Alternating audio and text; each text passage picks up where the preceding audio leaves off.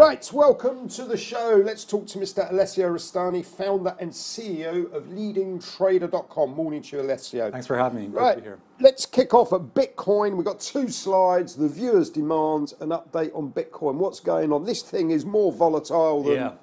I would say, yeah, you're right. A lot of folks, especially on social media and also by email, asked me to talk about and comment on Bitcoin.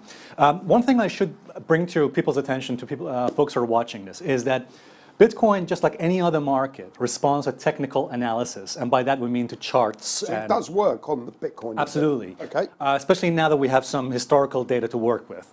And if we just take a look at the first chart of Bitcoin, guys, we can see that there are two things I always have on my chart, which is those two lines that you see on my chart, the moving averages. Okay. So the first moving average, the brown line that you see on my chart, is called the 21 EMA, or the 21 exponential moving average.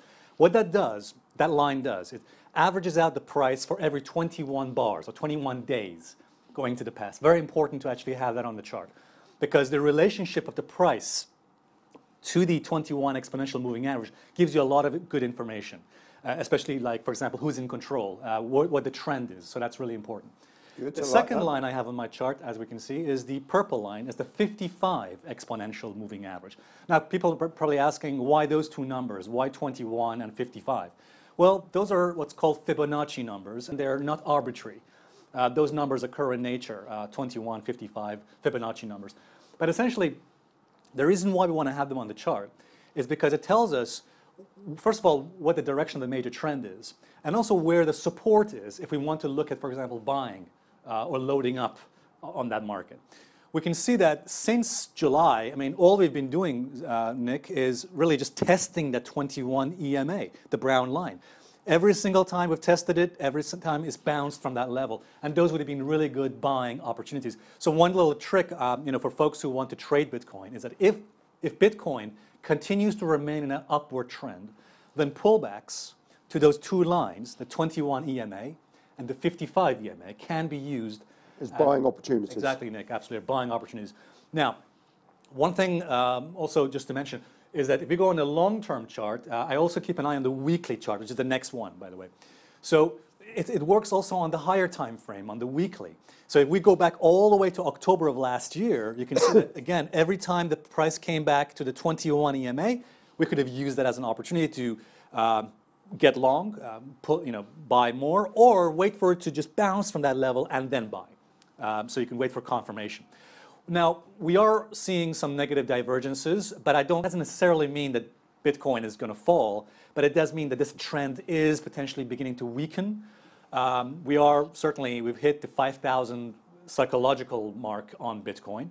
By the way, I want to add one more thing to folks who are watching this chart. If you keep an eye on this weekly chart, people always ask, how do I know when to get out of Bitcoin? Like, for example, at what point should I be getting out or selling my position?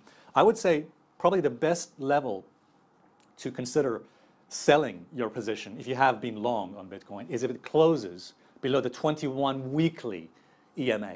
When price closes below the weekly exponential moving average, that brown line, that shows the bias has turned against the buyers. So the edge is now towards the sellers, not so much towards the buyers. So always use that as a kind of threshold. You can always get back in. I mean, if you sell your position, people say, oh, what if I sold and price goes up? Well, you can just get back into it if price goes back up in your... But so basically, your stop loss, take profits, is a close on a weekly chart below the 21 exponential moving average. Depending on where you entered, yes. So if you manage to get a good price on your entry and now you're in profit, then yes, you could use that as a good level to exit your position. So where is Bitcoin potentially heading from here? Well, we've hit the 5,000 level mark. Probably we'll retest that 5,000 level maybe again, although we have got some negative divergences on the MACD.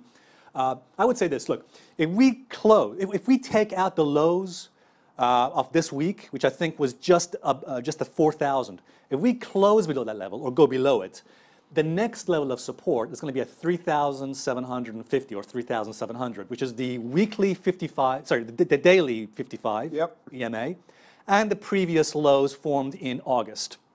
Okay, so that's another level we can potentially consider buying Bitcoin. I'm still bullish on Bitcoin despite the negative divergence.